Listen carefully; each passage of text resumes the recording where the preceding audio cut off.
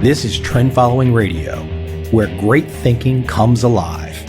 Nobel Prize winners, legendary traders, best-selling authors, and the pros that know what drive us irrational human beings. I am your host, Michael Covel. Not filtered, raw, honest. That's my passion.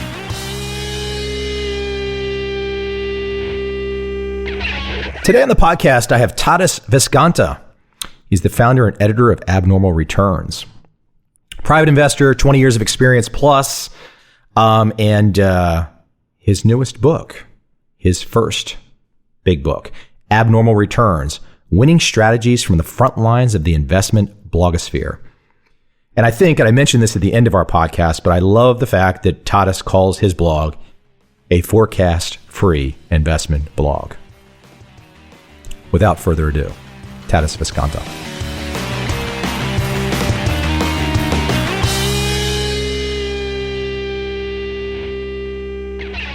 Hello. Hey, good morning. Good morning.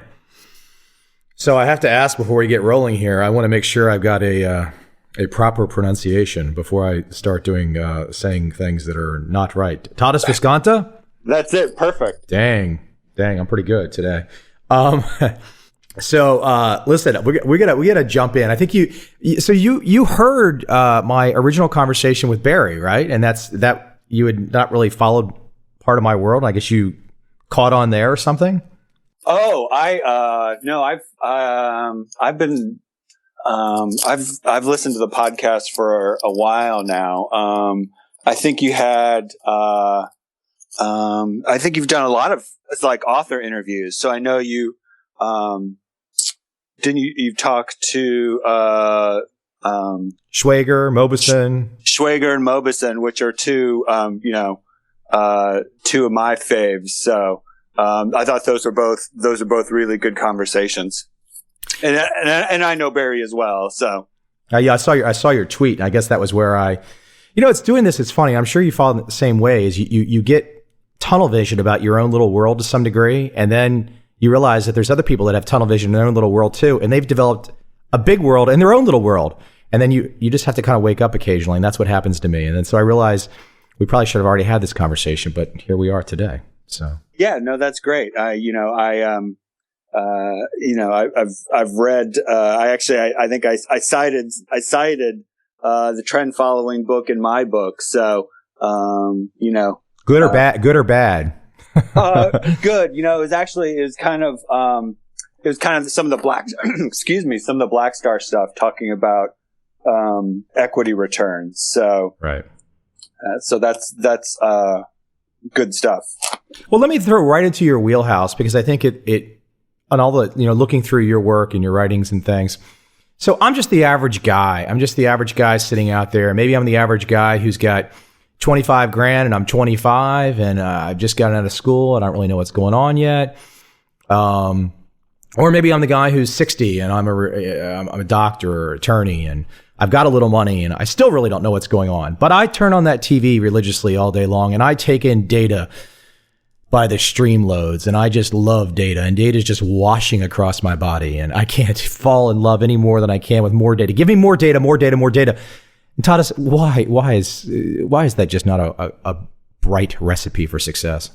Oh, it's an awful idea. I think, it's funny because I watched CNBC yesterday for the first time in a long time, and I realized why it is that I don't watch it anymore. So, it's really, it's funny because I talk about it in the book. I talk about information overload and noise and all of those things. And, it's all designed, CNBC, frankly, isn't that much different than, any other news channel as it were today. And it's really all designed to invoke a reaction from you. It's to get you to hang on, to watch a little bit more, to watch those commercials.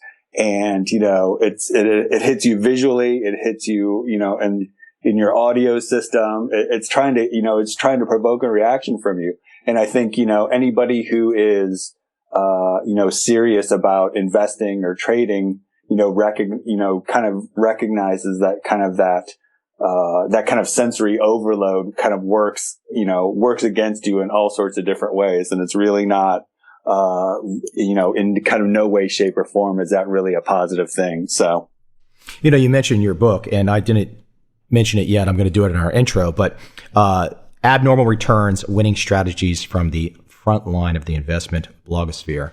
Talk to me. Why'd you write it? That's the most important question.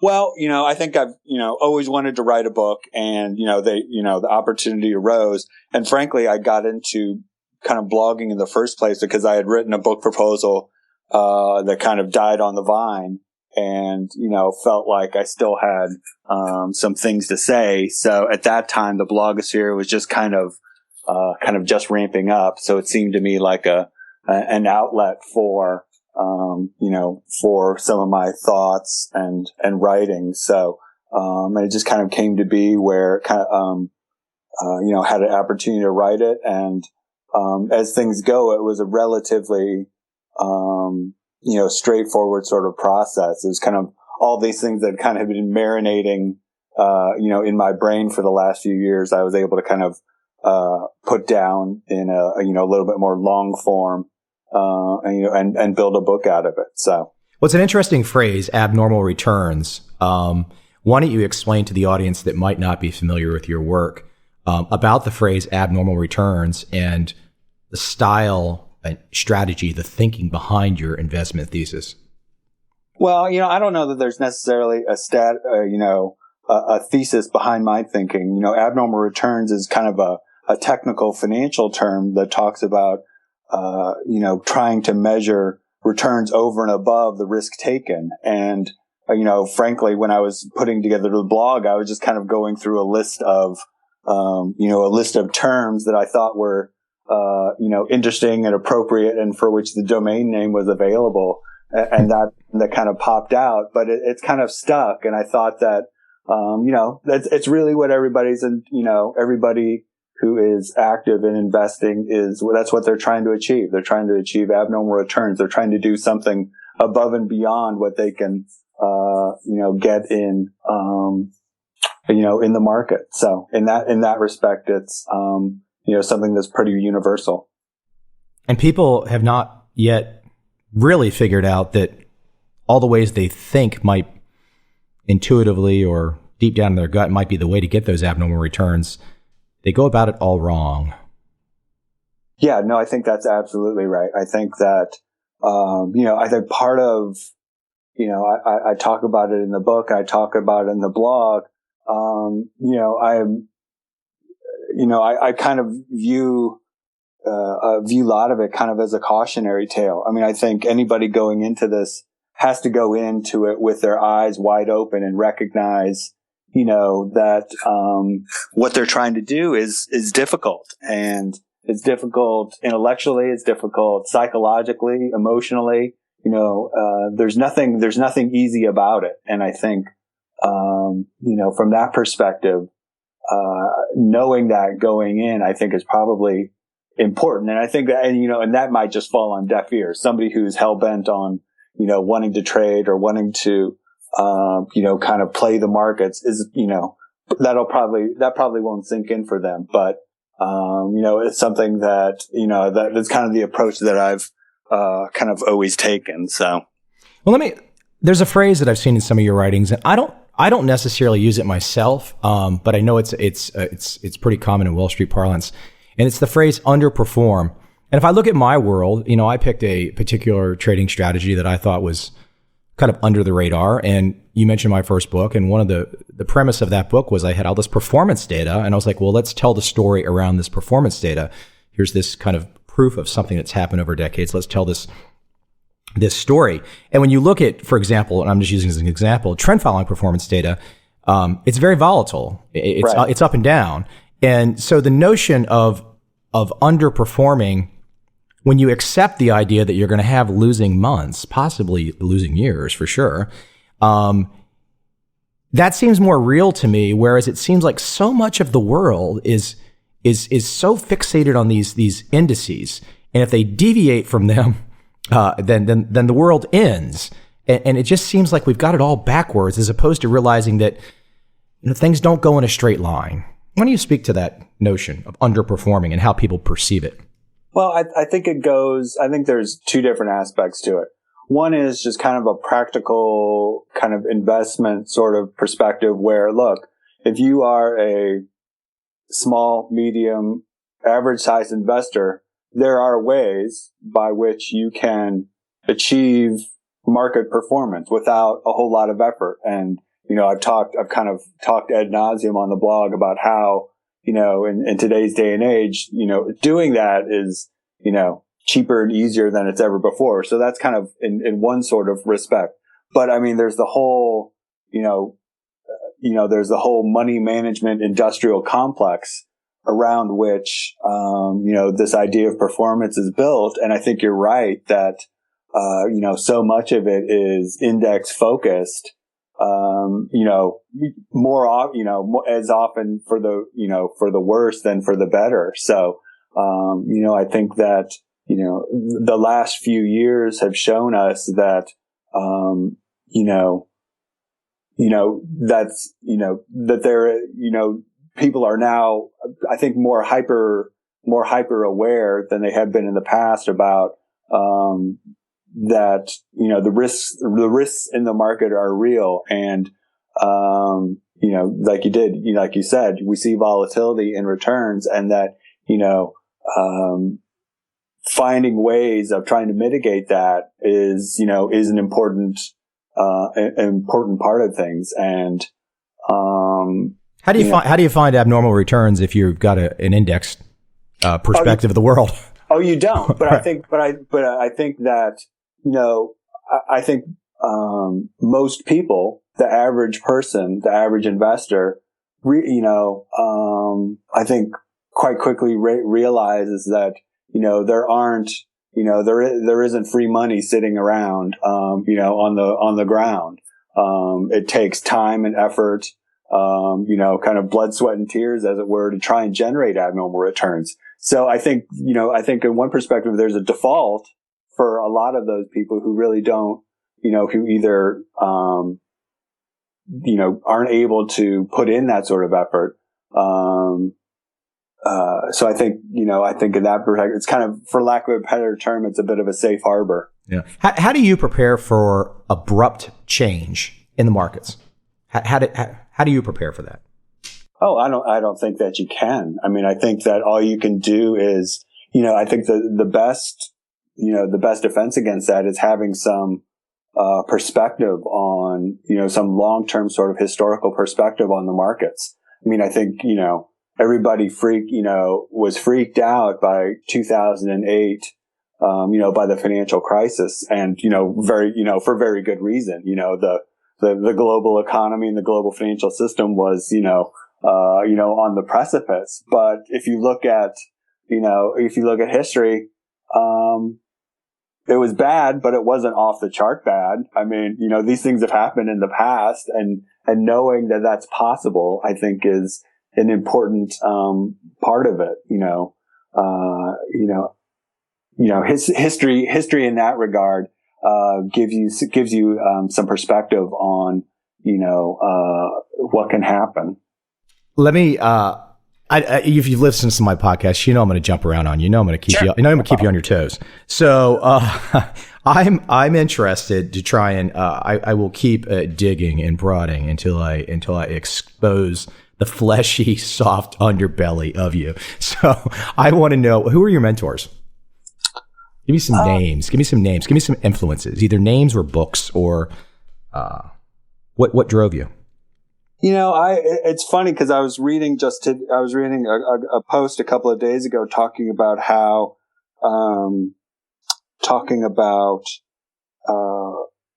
kind of our personalities and our disposition towards different sorts of investment styles. And the question is whether this was in regards to value investing. The question is whether value investors are made or whether they're kind of born. And, I was thinking about that a little bit, and I think that's, it's an interesting sort of interesting thing to think about, because I think, at my heart, I'm kind of a value investor. The idea of, buying $1 for 50 cents is interesting to me. But I also recognize that, I don't have, kind of the patience. An emergency has been reported. Hold on one sec, Tadas. Let me let this pass. No, there's no emergency. I'm sitting here with my audio engineer, Steve, and I'm looking at him telling him there's no emergency.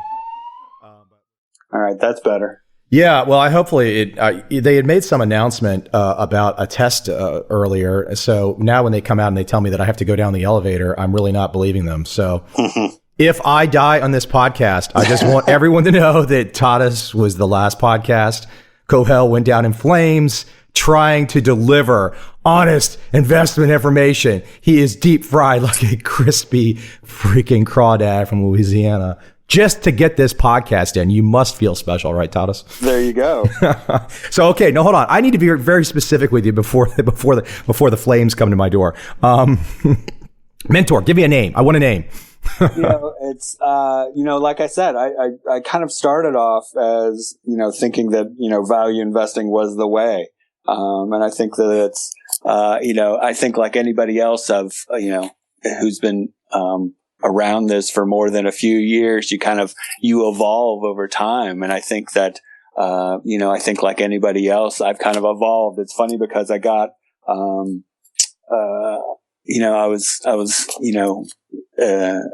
got an email from someone a couple of weeks ago talking about Norman Fosback. Do you know Norman Fosback? No. He used to write a newsletter, and he wrote a book called Stock Market Logic. And, this was kind of before the age of, kind of easy access to data and PCs.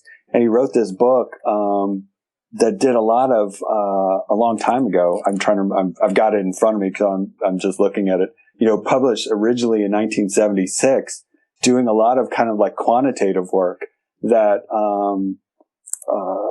that today is probably, in retrospect, today seems pretty, pretty low tech, but at the time was still,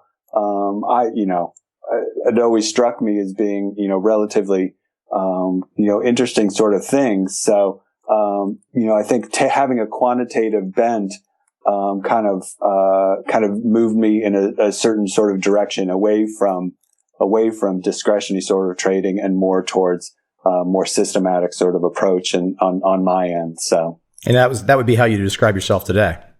Yeah, no, I do. I'm like anybody else. I do a little bit of things around the edges, but my main strategies are all pretty systematic. So cool.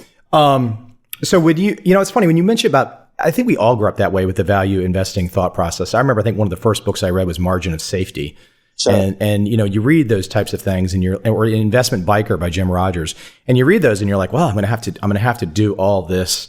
This is how I'm going to have to get in. And then, at some point in time, and depending on how far one goes down the path, they start to realize that there's a way to reduce this down perhaps to the bare essence of price and look at systematic approaches. And I think that's a real revelation for people when that does happen. Yeah. And I think, I think everybody comes to, like I said, everybody evolves over time. And I think that, your needs change, your time commitment changes, your life and your lifestyle changes. So I think in that regard, everybody's, you're always kind of evolving. You're always looking for, or hopefully you're kind of looking to match, your personality, your temperament and your time to, the approach that you take. So, all-time favorite book? Oh, that's tough. Doesn't have to be investing. It's funny because I've, when you have, it's hard to even remember because, once you have kids and once you're, kind of in that milieu, you don't really, I haven't read fiction, I can't remember the last fiction book I've read, a lot of the stuff that anymore that I read these days is, kind of work related. So, okay, well, give me the work related one. I want specifics. This is like firing line right now today. Now that there's a fire coming up my elevator to burn me to a crisp, you're in trouble now.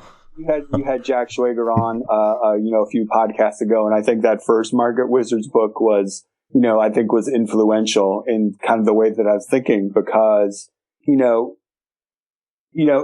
think it's a really interesting sort of, approach that he took, because you see all these, traders who have, trade in very different ways, very disparate sort of approaches. But in the end, there's kind of, some commonalities among them, and how successful traders, kind of approach things. And I think that knowing that there's different ways to skin a cat, I think is important. Like you said, you move beyond, kind of that fundamentalist sort of approach, and you see there's different ways of doing things, and there's no one right way.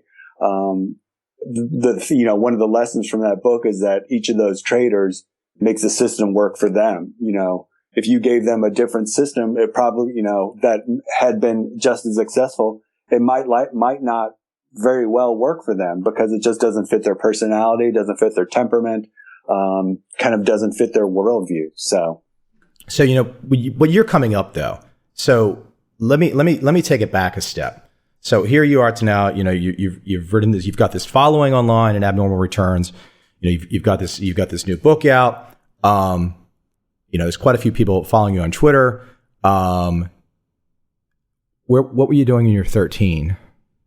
Like, to give people a progression. A lot of people just don't have the confidence to wrap their arms around being comfortable enough to make investment decisions. It's still this, and we talked about this very early on in our conversation today, the idea of all this information flowing and stuff. But so give me an idea of how you progressed, as a young man and progressing through teens, college. How did you start to get to the point? I know you got your MBA from the University of Chicago, if I'm not mistaken, but how did this all progress?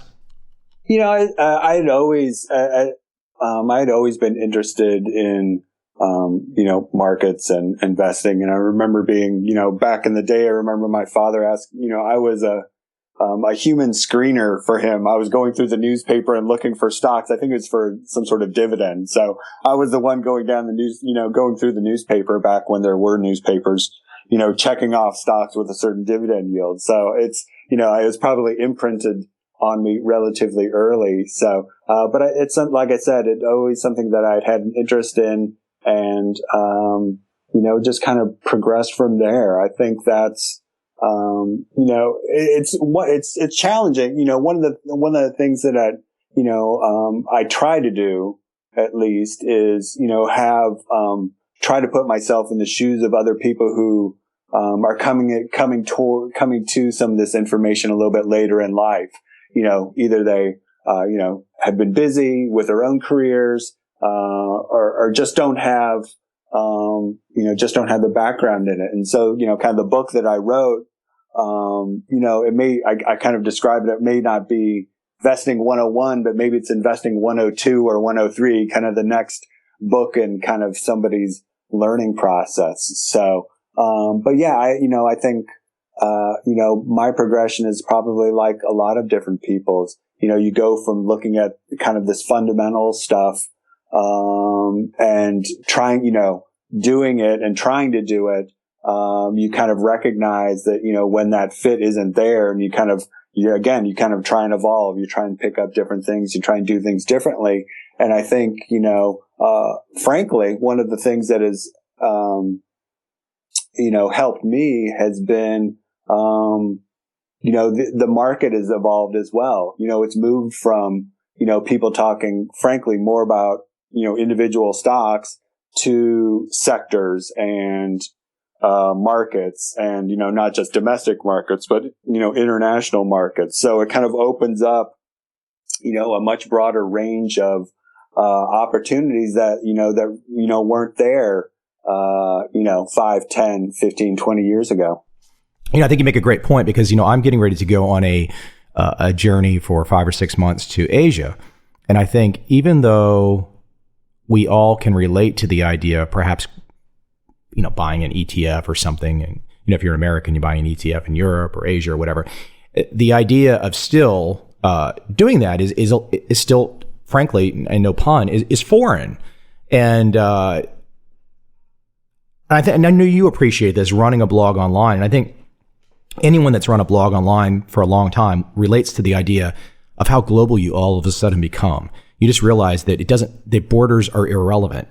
And so if borders are irrelevant, and if countries are irrelevant, so to speak, then your investment process of where you might invest should be irrelevant, as long as you have protections and all that kind of thing. So the idea of, a lot of Americans that might not, for example, have a passport or even think about investing in an Indonesian ETF, if it's a good opportunity, they should be doing that as easily as they invest in Apple.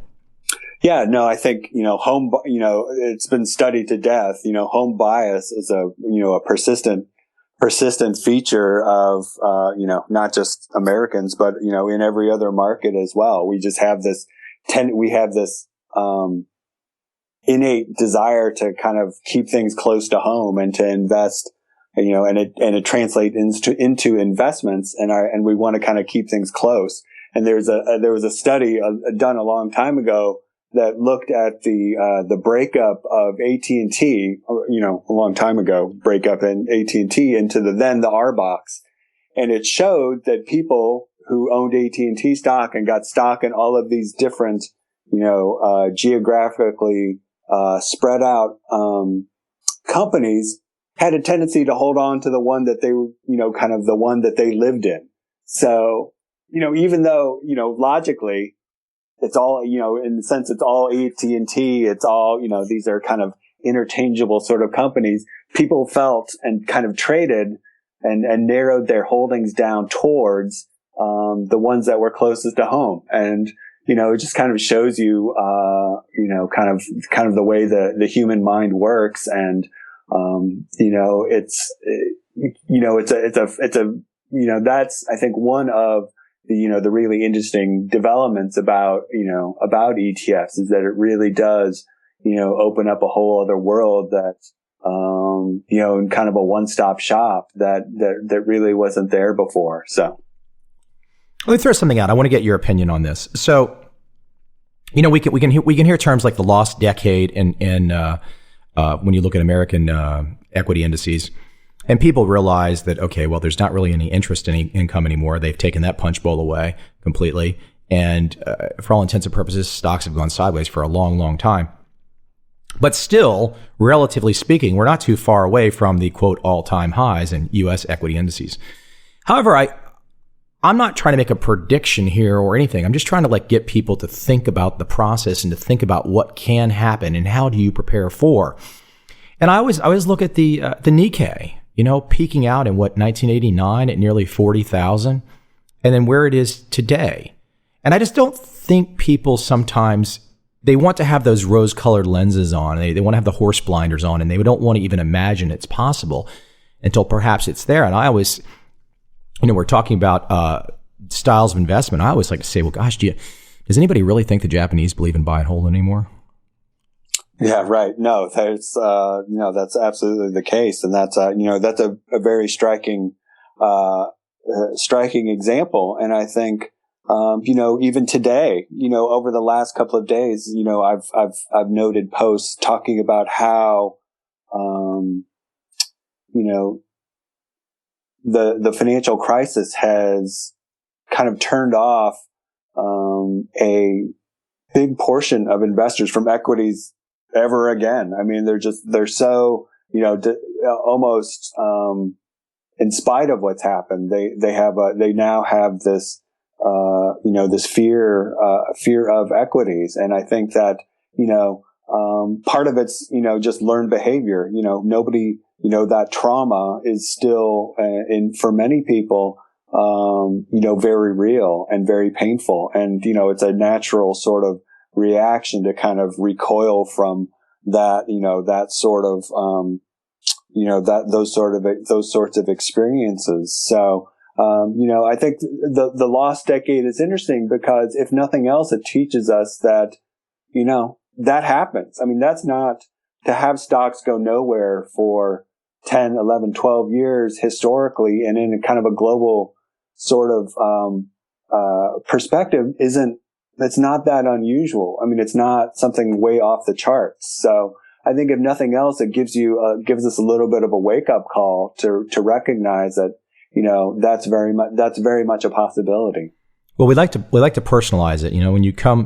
When you come to the market, whenever you come and whatever that market might be, and you decide you're going to bet your money now for the first time or perhaps any time, a lot of people naturally just think, well, I'm here now. I'm ready to play. I've got my money. I've got my account.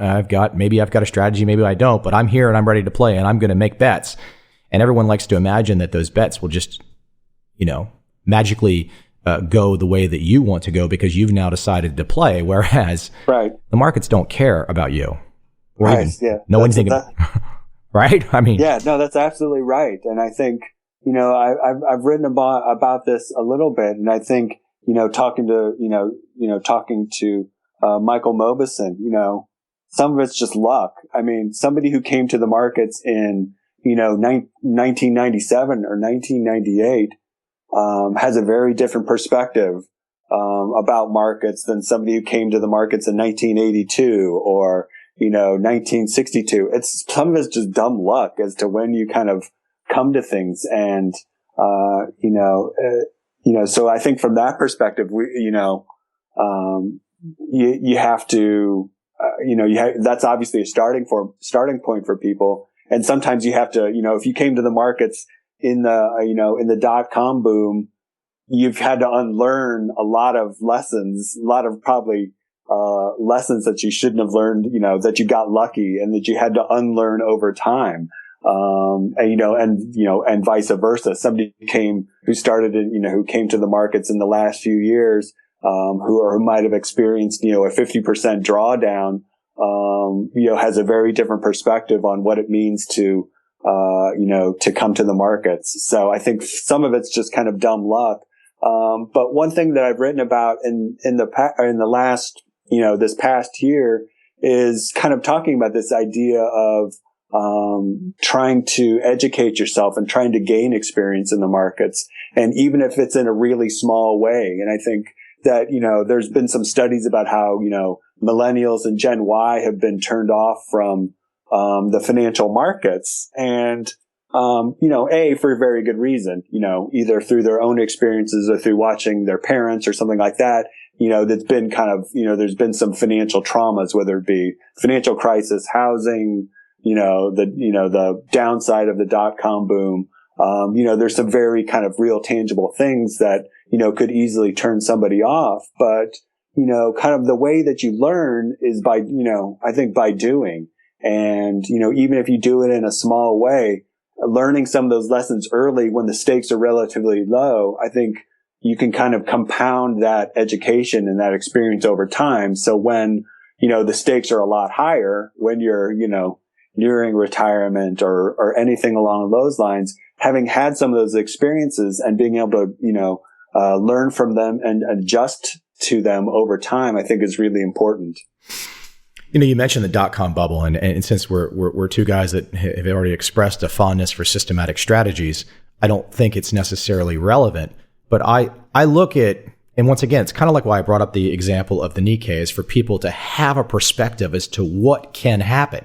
And if we had to look ahead, let's say 10 years, and we were looking back at the .com bubble, we'd be like, oh, okay, we had this big bubble. And as you said, people learned some bad lessons during a bubble.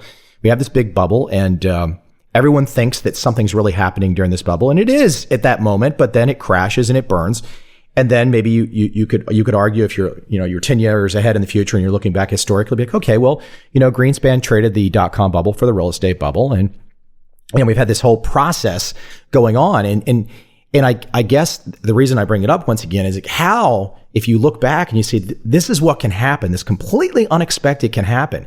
And if one has this view that they can, and we start our conversation off with this, one has this view that they can stay glued to these information sources, and that somehow or another, by being glued to these information sources, you're going to be able to navigate these crazy, unpredictable events. I don't even know how, maybe it's just the sheer act that the media is so overwhelming for the average person who's just trying to lead a normal life that they can't even almost pull themselves out and realize how much of it is just propaganda and advertising dollars just to get you to watch. Yeah, no, I think that's absolutely right. And I think that it's kind of a long-winded question there. I'm not really sure. You'll have to find the question in the middle of that brain dump. You can't really look to those sources for perspective. I mean, they are, like you said, they follow the advertising dollars. And if you looked at the advertising dollars, on CNBC back then, it would be pretty obvious where kind of their bread is buttered. So I think from that perspective, I don't think you can really look to it as being kind of a counterweight to the market. I mean, it's, in and of the market. And if the market is completely out of control, like it was back then, you're going to get that. You're going to get exactly that sort of feedback from the financial media. Talk about the behavior gap for me. I know people might have heard this term, but talk about the behavior gap. It's not something that not a term that I coined, but I think it's a really useful one. And it kind of shows up in some of the data on fund flows, specifically showing that let's say that we always bandy about average returns. The stock market returned 10% over time, and the average mutual fund returned 9.5% or something like that. And those are averages. And what they don't take into account is the fact that people are putting their money, adding their money and taking it out of the market over time. And historically, people have been really poor market timers. They put it in at the top and taking it out at the bottom. And so it generates a gap between the performance of these headline indices versus what people actually earn. And so there's a gap there, and it's driven by human behavior as opposed to anything else. And I think that gets to the issue of having a strategy. What people are doing there are really just they're reacting to the market, and they are trying to it sounds so cliched, but it's fear and greed. Fear of missing out. Fear of, losing more money when the markets are down. And, that behavior gap is, an important one. And I think that, unfortunately, I've said it in the book, and I've said it, in different sorts of ways. Having a suboptimal strategy or that you can follow in a systematic sort of way is better than having no strategy at all. And, what you oftentimes see are, people just flitting from one hot strategy to the other. So, somebody who was in housing a few years ago, moved into something else, and they're just following the hot money and not in any sort of, systematic or structured way. They're just kind of going what seems to be working. And, they usually hold on too long and end up, paying the price over time. So, I think that's one of the attractions of a trend following strategy is that it is, it is kind of it's one that if followed has entries and exits, and allows you to, enter and exit the market in, markets, I should say, in kind of a structured sort of way. And does it always work? No, of course not. No strategy ever does, but at least it keeps you kind of in the game, as it were, and not, always chasing your own tail, as it were. Yeah. I always get a kick out of some people that will say, well, hey, Covel, you're just this homer for trend following. You're telling people that it works all the time. They always make all this money and da da da da. And I say, well, God, I think to myself, I don't really get into too many debates these days because I just I just fall asleep. But I say to myself, well, there's 4 books out there that have my name associated with them, and all those books have like performance tables in there that if you still have the ability to use your eyes, if you still have sight and the ability of sight, the performance tables of many examples are there. And last I checked, there's a lot of negative months. I think negative months are exciting. Negative months tell you that maybe it's real versus the fantasy of either Ponzi schemes or funds that blow up where they give people the hook. It's like, 1 or 2% a month that just makes them feel, maybe they don't make 10% a month, but just 1 or 2%, and you can be Bernie Madoff. Yeah, no, I mean, that's what people want are those Madoff-like returns. They want to earn, 1% a month, 0.5%, 1.5% a month. I think that's what people want. And I think that's why Madoff worked, because he was telling people exactly what they wanted to hear.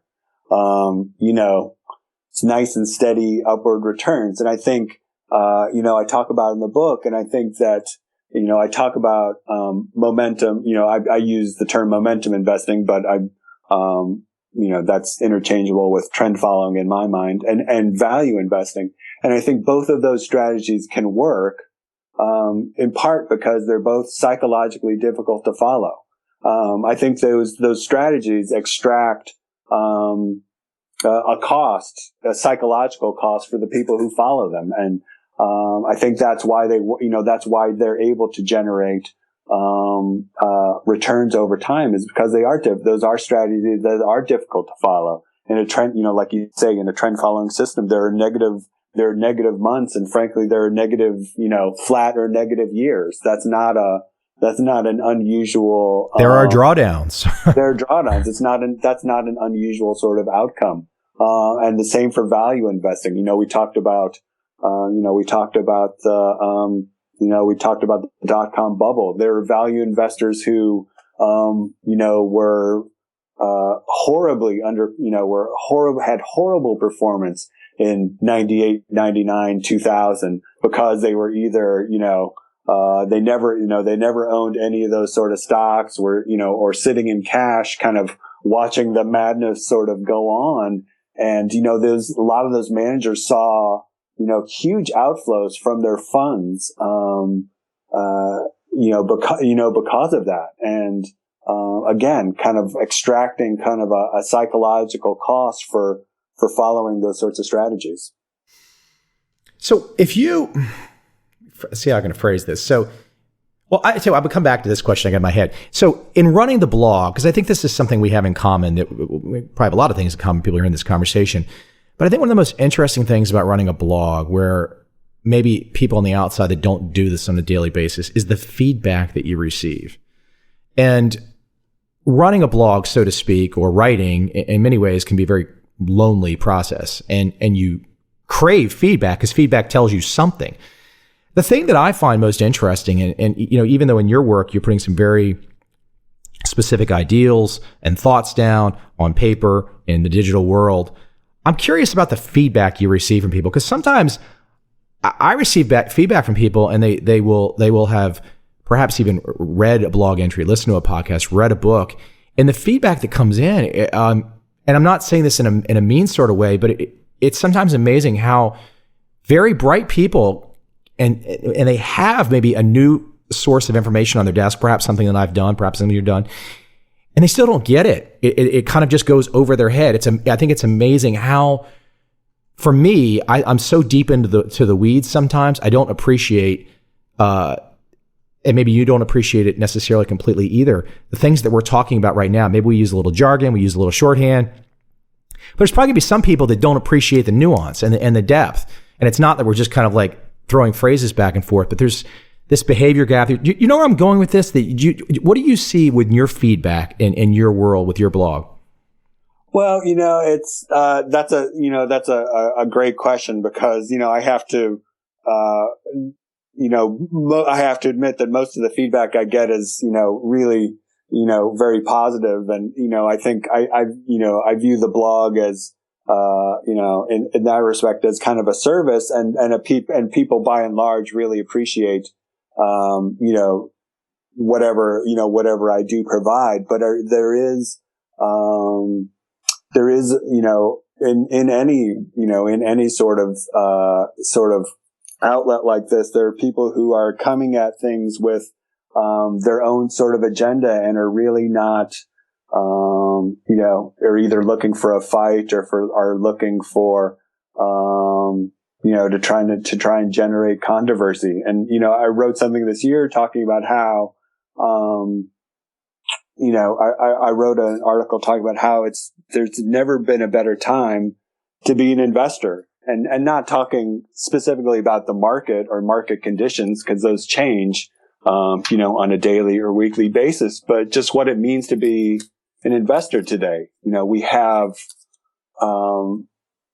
our sources of information, our computing power, the low cost of commissions, the access to all sorts of markets and instruments that we didn't have 5, 10, 15, 20 years ago. And to me, it's almost an obvious statement to say how, how in a certain sense, how fortunate we are, and how to have all these kind of tools at our sort of disposal.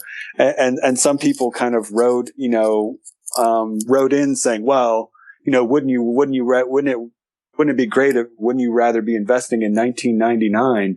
And yeah, certainly in sort of an obvious sort of sense, yeah, you'd like the market to be going up 50%. But that was a time when you were, commissions were 3 or 4 times as much, and the bid-ask spreads were in the quarters and halves as opposed to pennies. And, you didn't have ETFs that allow you to, like we said, invest in nearly every market and every sort of asset class at our fingertips. So, people sometimes don't want to hear what you're saying sometimes. So now, the strategies that you employ, or the world that you exist in from an investment strategic standpoint right now, all systematic? It's a mix of things, but the ones that I do for my own portfolio are pretty systematic. Yes. And do you want to share any details? It's not. I don't think that it's anything super proprietary, but I have some strategies that look at momentum using a number of different sorts of factors, and do that on a number of different classes of ETFs, looking at domestic sectors and international markets, and also looking at kind of broader asset classes. So those sorts of things are the ones that kind of the strategies that I am active in. So I have to ask, because I can't keep you all morning, but I have to ask. So now that I know you were involved with one book many years ago, over a decade ago, right? It was a book proposal. Yeah. Okay. Well, I thought I saw 2 on Amazon. You had the newest one that we've been talking about, Abnormal Returns, but there was another one that you co-authored with others? Yeah, there's a monograph that I did a long time ago. Gotcha. So now that you've got one in the can, so to speak, is a second one on the way? Oh gosh, no. You know what? It's funny. I thought there would be, but having gone through it, I don't know that I have another book in me. I think you and I probably have maybe different perspectives on publishing these days, but the publishing game is a tough one these days, and I don't know that I necessarily have the wherewithal to do it again anytime soon. But I think it's like anything else. I've had people ask me since having written the book whether other bloggers or investors who are interested in writing a book, and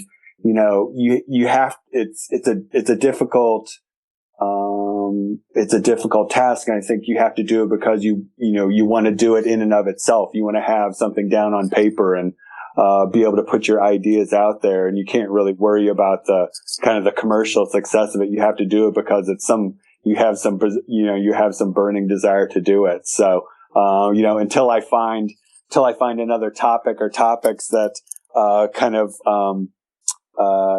of light that flame again, I don't know that I'm, ready to dive back in again. So I think that's a really true statement about the burning desire, though, because if people are listening, all of a sudden they're like, okay, Mike and Tadas are talking about investments, and now they've gone to writing books. But you know what? There are a lot of people out there that always think about writing a book and whatnot. And the thing that I would say is back at what you just said, which is, first off, if you're going to write a book today, you write it because you just have this burning desire, this passion to get this story out, to get this message out, etc.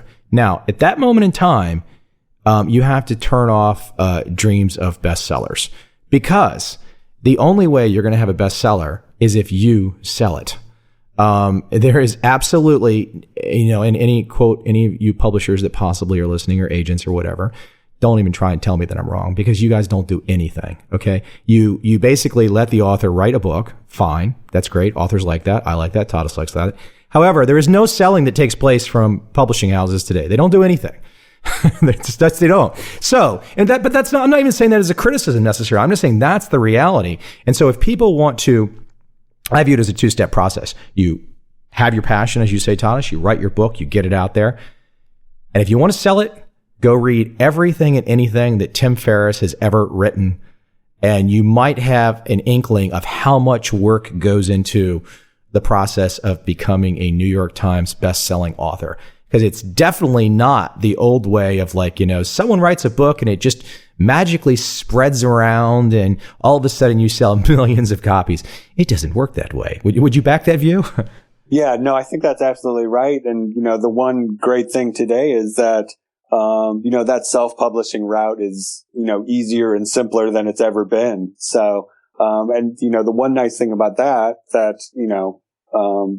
is that it also reduces the time, reduces that time from, when you hit, the end, when you write the end to when you can really get it out there. So I think that's the one other kind of interesting aspect about self-publishing these days. And, you're beginning to see it more. I think, I see it more and more, and I see people doing, shorter form stuff and stuff that doesn't necessarily, stuff that isn't padded out to the length of a book. And I think that's great. I mean, I think, the more experiments that people do, I think that's all, that's all to the good. So, I've got one last question for you. And, I don't think I've asked this on a podcast yet. I've asked it of somebody else. And he's no longer with us, but when I was doing this book, my second book on the famous turtle story, I was interviewing this guy. He was one of the turtles picked by Richard Dennis back in the day. And so I'm doing this interview with him and I'm asking all kinds of questions. And he was a complete character. And so my very last question, though, was like, I was like, well, Mike, is there anything that I wasn't smart enough to ask about that I should really know, or something really terribly interesting? And I'm not making any implication here, Tadas, by any stretch of the imagination. I just think it's hysterical what his answer was. And I'll ask you that question first, and then I'll tell you what his answer is. Hopefully, you don't already know. Oh, I don't know the answer. So in that regard, I am kind of flying blind, but. So what should I know that I don't know about you? Frankly, I'm not that, I'm not that interesting. So, whatever is interesting about me is, comes through,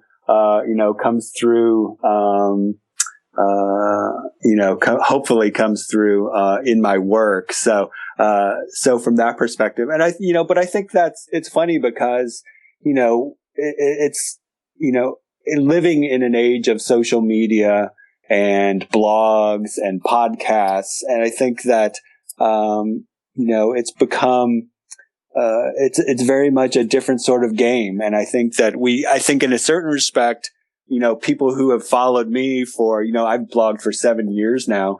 I think people who have read me over that time, it's funny, some of the things that, people bring up who, the things that I've either mentioned in the past and people have remembered, about me, about music or sports or things like that you mentioned kind of in an offhand sense and people remember. So, I always find that, you're kind of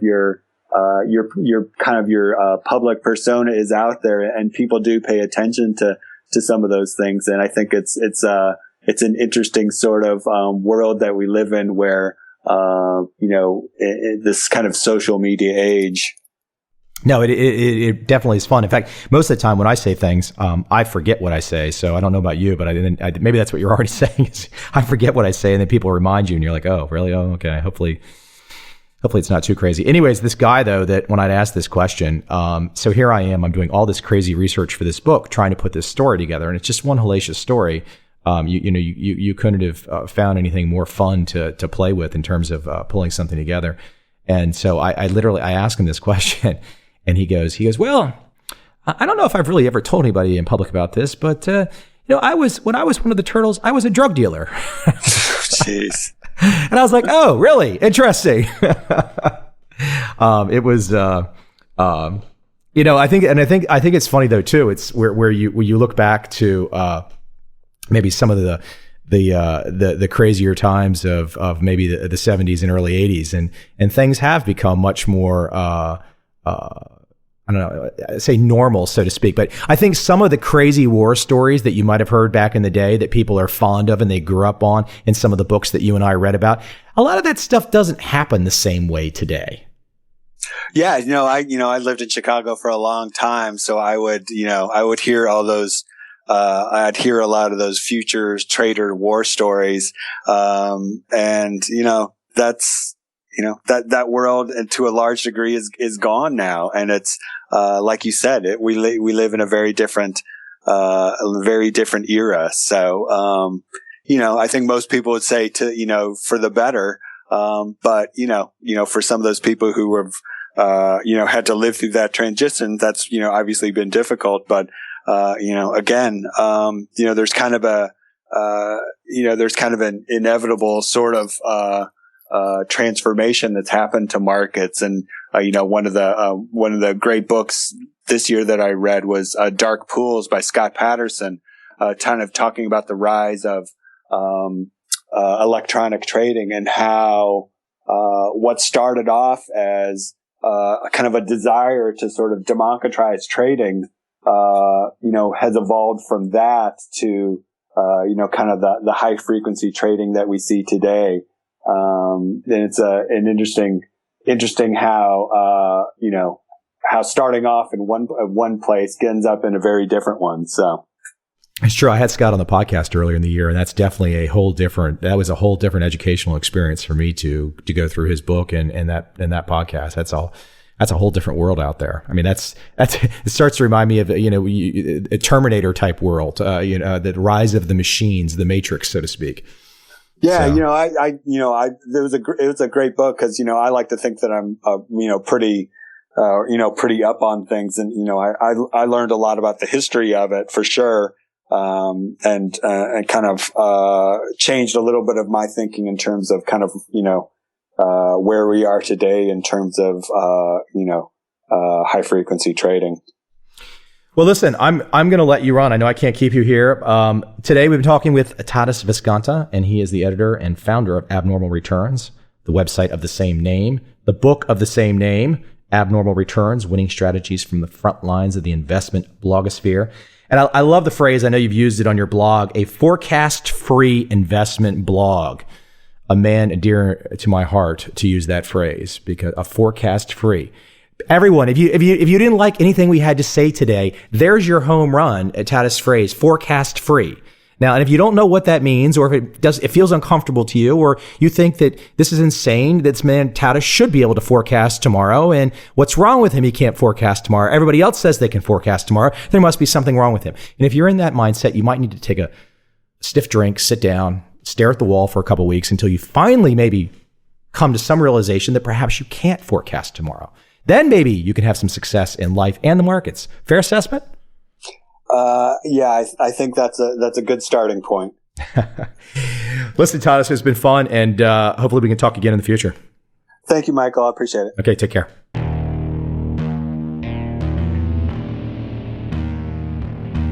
I see a time when those awake will understand how to make money in up, down, and surprise markets. Whether new trader or experienced, college student or financial advisor, protecting against a crash or just trying to make a lot of money, trend following offers everyone an answer in uncertain times. To get started immediately, send me an email, michael@covel.com. I will send you the right trend following steps to take along with my free video. But if you want to buy and hold, trust the government and trust Wall Street, this is absolutely not for you.